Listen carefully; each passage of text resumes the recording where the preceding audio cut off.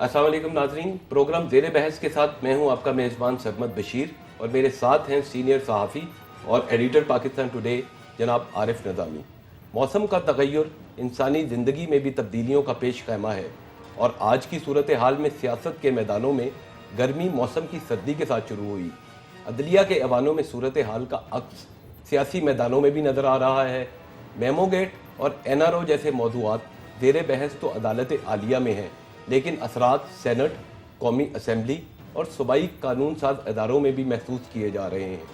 हर सियासी जमात अपने अलहदा एजेंडे के साथ मैदान अमल में है, लेकिन हुस्न तलब एक ही है, अवाम की तवज्जो।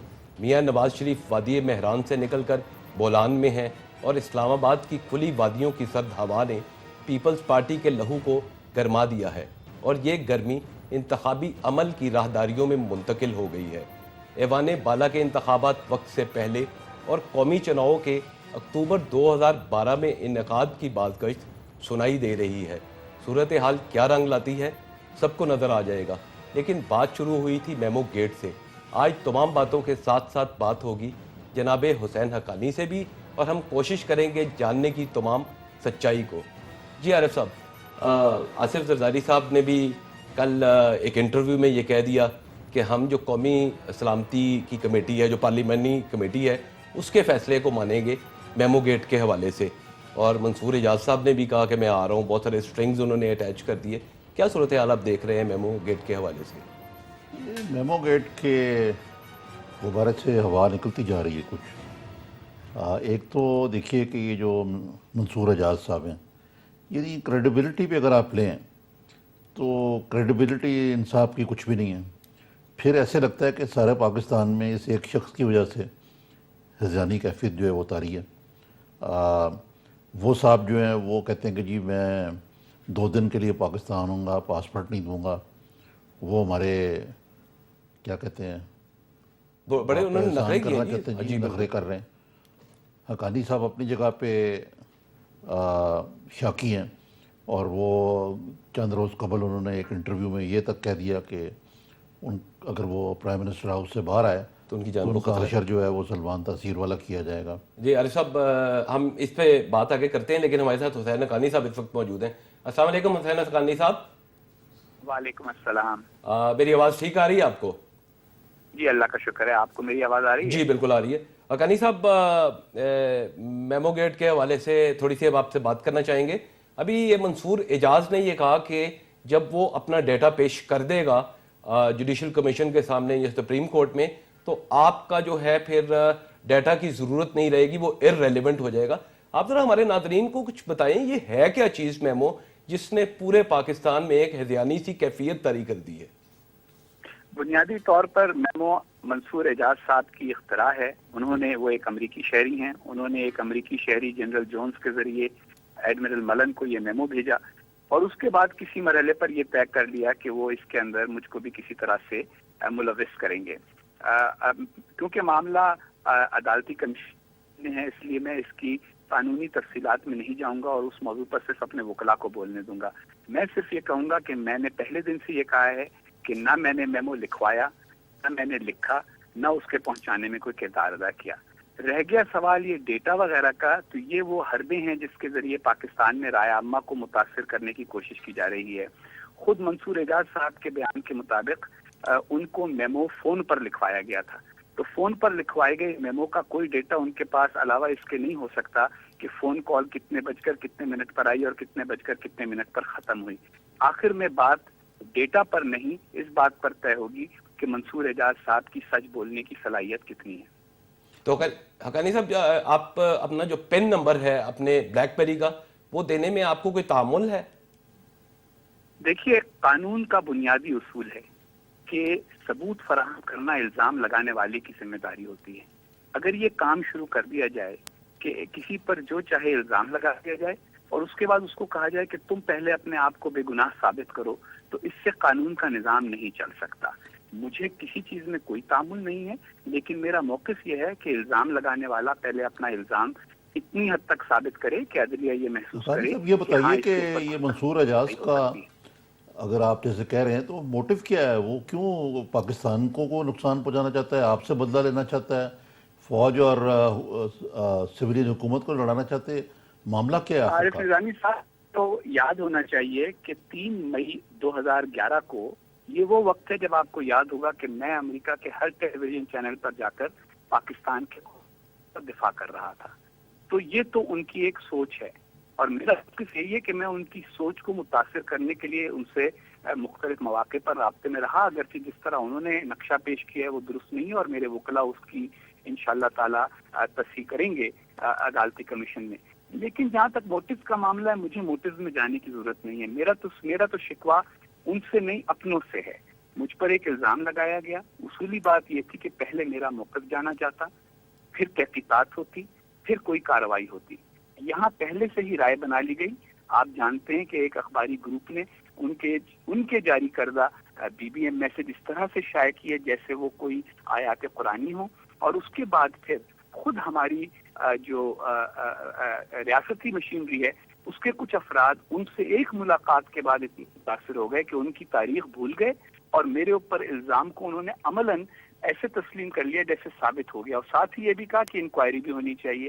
اصولی طور پہ انکوائری پہلے اور الزام بعد میں طے ہونا تو چاہیے. حقانی صاحب یہ بتائیے، کارروائی حقانی صاحب یہ آپ سمجھتے ہیں کہ پہلے ہی آپ کے خلاف ہوگی؟ مثلا یہ کہا جا رہا ہے کہ آپ کا پاسپورٹ لے لیا گیا، آپ کی ای سی ایل پہ تو آپ ہیں ہی، تو آپ یہ سمجھتے ہیں کہ اس سے پہلے کہ الزام ثابت ہو گیا you have been declared guilty as charge? دیکھیں میرے ساتھ کوئی فزیکل زیادتی تو نہیں ہوئی، نہ مجھے کسی نے انٹروگیٹ کیا، نہ مجھ سے کوئی چیز چھینی چھانی گئی. مگر یہ بات ضرور ہے کہ جس دن میں پاکستان پہنچا ہوں اس دن آپ کو پتا ہے کہ کراچی کے بازار میں سٹہ کھیلا جا رہا تھا کہ حسین حقانی پاکستان آئے گا کہ نہیں آئے گا. یہ وہ فضا ہے جو میرے خلاف پیدا کی گئی. میں نے 3.5 سال پاکستان کی اپنی صلاحیتوں کے مطابق بہت نمائندگی کی، مؤثر نمائندگی کی. اگر آپ امریکنوں سے پوچھیں تو وہ سمجھتے ہیں کہ میں نے پاکستان کا مقدمہ بہت اچھی طرح سے لڑا. پاکستان میں لوگوں کو بعض اوقات اندازہ نہیں ہوتا کہ دوسرے ممالک میں ہمارے بارے میں کیا سوچا جا رہا ہے. امریکہ میں ہمارے بارے میں جس قسم کی منفی رائے تھی، اس کے تناظر میں میں نے اسامہ بن لادن کے واقعے کے بعد اور اس سے پہلے بھی پاکستان کا مقدمہ اچھی طرح سے لڑا. ایسی صورت میں اگر کوئی ایک فرد، اور اب تک دیکھیے ایک فرد کے الزام کے سوا اب تک کوئی ثبوت نہیں ہے، یہ ساری کی ساری جو بحثیں ڈال دی گئی ہیں یہ ایسے ظاہر کیا جا رہا ہے جیسے ڈیٹا آ جائے گا تو کوئی ایک دم سے عالم نشرہ سب کچھ ہو جائے گی. ایسی بات نہیں ہے. مختصر سی بات یہی ہے کہ یہ ایک فرد کا الزام ہے، اور یہ ایک ایسے فرد کا الزام ہے جس نے ہمارے چیف جسٹس، ہمارے صدر مملکت، ہمارے عسکری اور انٹیلیجنس اداروں سب کے بارے میں ماضی میں کوئی نہ کوئی الزام اچھا حقانی صاحب یہ بتائیے کہ عارف صاحب نے آپ سے پوچھا، پاسپورٹ کے حوالے سے پوچھا، آپ کو ایگزٹ کنٹرول لسٹ پہ ڈالنے والی بات ہوئی، لیکن میرا سوال یہ ہے کہ جرم ثابت ہونے سے پہلے یا معصومیت ثابت ہونے سے پہلے آپ نے پھر استعفیٰ کیوں دیا؟ دیکھیے استعفے کا معاملہ سمپل سا ہے، اور یہ بات مجھے سمجھ میں نہیں آتی کہ لوگوں کو سمجھ میں کیوں نہیں آ رہی. ایک سفیر کے لیے مؤثر ہونے کے لیے ضروری ہے کہ وہ جس ملک کی نمائندگی کر رہا ہو اس ملک میں لوگوں کا اس پر اعتماد ہو. اب میں جب تک سفیر تھا پاکستان میں میڈیا میں ادھر ادھر کبھی کبھار مجھ پر تنقید آتی تھی، لیکن جب یہ اسکینڈل شروع ہوا تو اس کے بعد اور جب میرا نام لے دیا گیا اس کے اندر، جب تک میرا نام نہیں لیا گیا میں سفارت کرتا رہا. اچھا were you forced to resign اور آپ نے والنٹیئر کیا؟ میں عرض کر رہا ہوں نا 16 نومبر کو بھی میں نے جا کے امریکی کانگریس مینوں سے ملاقاتیں کی اور اس کی رپورٹ یہاں دفتر خارجہ کو بھیجی جیسے کہ میری روایت تھی.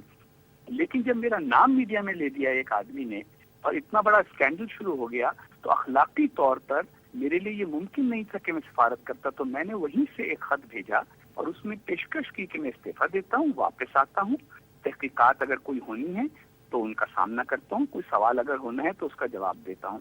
جب میں یہاں آیا تو فضا یہ بنا دی گئی کہ جیسے مجھ سے عسکری قیادت نے زبردستی استعفیٰ لیا ہے. میں اصل میں نہیں، لیکن پی ایم ہاؤس کی طرف سے بھی جو پہلی اسٹیٹمنٹ آئی اس میں تو یہی کہا گیا کہ آپ سے استعفیٰ لیا گیا ہے.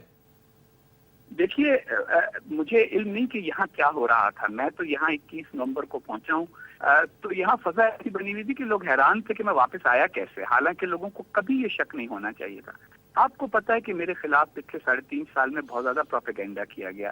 کبھی کہا گیا کہ میں پاکستان کے علاوہ کسی اور ملک کا شہری بھی ہوں، حالانکہ میں نے اپنی زندگی میں کسی اور ملک کی شہریت کی کبھی درخواست تک نہیں دی. تو اس لیے اس فضا کے اندر یہاں کیا کہا گیا کیا نہیں کہا گیا اس کا مجھے علم نہیں. حقائق کا مجھے علم ہے جو میں نے سپریم کورٹ کے سامنے پیش کیے, اور وہ حقائق یہ ہیں کہ میں نے 16 نومبر کو خط کے ذریعے اس کو پیش کر دیا. حقانی صاحب یہ امریکہ کے جو 3 سینیٹرز ہیں اور اس کے بعد اسٹیٹ ڈپارٹمنٹ کا بیان بھی کل آیا ہے آپ کے ترجمان کا کہ وہ یہ اس چیز کو بڑے غور سے دیکھ رہے ہیں کہ جسٹس کے جو تقاضے وہ پورے نہیں کیے جا رہے. تو اس سے آپ کا کیس مضبوط ہوتا ہے یا کمزور ہوتا ہے کہ ایسے لگے گا جس سے امریکہ ہمارے اندرونی معاملات میں مداخلت کر رہے ہیں؟ میں نے ہمیشہ پاکستان کے اندرونی معاملات میں ہر غیر ملکی طاقت کی مداخلت کی مخالفت کی ہے, لیکن یہ بھی ایک فطری بات ہے کہ جس طرح اگر کوئی صحافی کسی قسم کی مشکل میں ہو پاکستان میں تو بین الاقوامی صحافی برادری بولنا شروع کر دیتی ہے. اسی طرح میں نے 3.5 سال امریکہ میں سفارت کی ہے, اس سے پہلے میں وہاں پروفیسر کے طور پہ رہا ہوں. تو امریکہ میں بہت سارے ایسے لوگ ہیں جو میرے خیر خواہ ہیں, اگر وہ اس بارے میں کچھ کہیں تو میرا یہ خیال ہے کہ اس کو ان کی انسانی ہمدردی سمجھنا چاہیے. اس کا کوئی تعلق میری ذات سے نہیں ہے, نہ میں نے کسی سے یہ کہا ہے کہ وہ میرے حق میں کوئی بیان بازی کریں. میں تو پاکستان آیا ہی اس لیے تھا کہ یہاں اپنے ملک کے قانون اور اپنے ملک کے قواعد کے مطابق اپنا موقف واضح کروں اور اس میڈیا ٹرائل کو ختم کراؤں جو میرے خلاف بعض لوگوں نے شروع کی تھی. اچھا حقانی صاحب, بہت سے خدشات کا اظہار کیا جا رہا ہے, کچھ آپ کی طرف سے, کچھ آسماں جہانگیر صاحبہ کی طرف سے. آپ کا یہ کہنا ہے کہ آپ کی جان کو خطرہ ہو سکتا ہے, شاید آپ کا حشر وہ ہو جو سلمان تاثیر صاحب کا ہوا. یہ کس سے خطرہ ہے آپ کو, اور یہ کیسی مماثلت ہے آپ کے اور سلمان تاثیر صاحب کے؟ دو مختلف صورتحال نہیں تھی بالکل. سلمان بشیر صاحب, خدشات کا اظہار الگ ہوتا ہے. میں اب اس کو خطرہ نہیں کہوں گا, ایک خدشہ کہوں گا. اور خدشہ اس وجہ سے ہے کہ پاکستان میں ایک فضا پیدا کی جاتی ہے بعض اوقات بعض افراد کے خلاف. اگر آپ کو یاد ہو تو سلمان تاثیر صاحب کے خلاف ان کو یعنی توہین رسالت کا مرتکب قرار دے دیا گیا, حالانکہ انہوں نے ایسا کوئی کام نہیں کیا تھا, اور کہا گیا کہ وہ کیونکہ قانون کے خلاف قانون کے بارے میں تبدیلی چاہتے ہیں اس لیے وہ مستحق ہیں سزا کے. اس فضا کے اندر ایک آدمی نے ان کو قتل کر دیا. تو اللہ تعالیٰ ویسے تو موت اور زندگی کا ضامن ہے, لیکن جس طرح کی فضا میرے بارے میں پیدا کی گئی, کبھی کہا گیا کہ میں امریکی مفادات کا محافظ ہوں. پھر آپ کو پتہ ہے کہ ایک راولپنڈی سے شکست خوردہ سیاستدان جو ہیں وہ مسلسل میری ذات کے اوپر بڑے نازیبا حملے کرتے رہے ہیں. اب شیخ رشید صاحب کا ذکر کر رہے ہیں. تو اس طرح کی زبان جب استعمال ہوگی تو اس بات کا امکان مسترد تو نہیں کیا جا سکتا کہ کوئی فرد یہ سوچے گا کہ اچھا یہ آدمی اگر اتنا ہی برا ہے تو اس کے ساتھ کچھ کر دیا جائے. یہ مہذب معاشروں میں ہوتا نہیں ہے.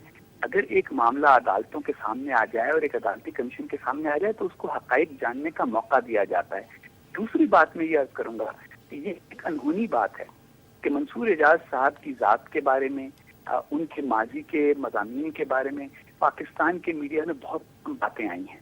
حالانکہ یہ ساری باتیں کوئی بھی ہو تھوڑی سی دیر میں گوگل کر کے انٹرنیٹ سے نکال سکتا ہے. تو ایسا کیوں کیا گیا ہے یہ بھی ایک تشویش کا باعث ہے کہ کیا کہیں کوئی ان کو عارضی طور پہ ہیرو تو نہیں بنا رہا تاکہ مجھے کسی طریقے کے ساتھ سزا دے دی جائے. یہ وہ باتیں ہیں جن کی وجہ سے خدشات ہیں. ٹھیک. لیکن ہم خدشات کا یقیناً مقابلہ کریں گے انشاءاللہ. ہماری محبت اور وابستگی پاکستان کے ساتھ ہے, چاہے آسماں جہانگیر ہوں چاہے میں ہوں, ہم سب پاکستانی ہیں اور ہم یہی بدلنا چاہتے ہیں کہ کچھ لوگ اپنے آپ کو اسلام اور پاکستان کا ٹھیکیدار بنا. غنی صاحب بس آخری سوال, ذرا اگر آپ برا نہ محسوس کریں, یہ اس قسم کی افواہیں آپ کے کسی دباؤ کے تحت اپروور بننے کی, اس میں مطلب آپ اس کو کیسے لیتے ہیں, کیا کہیں گے اس کے بارے میں؟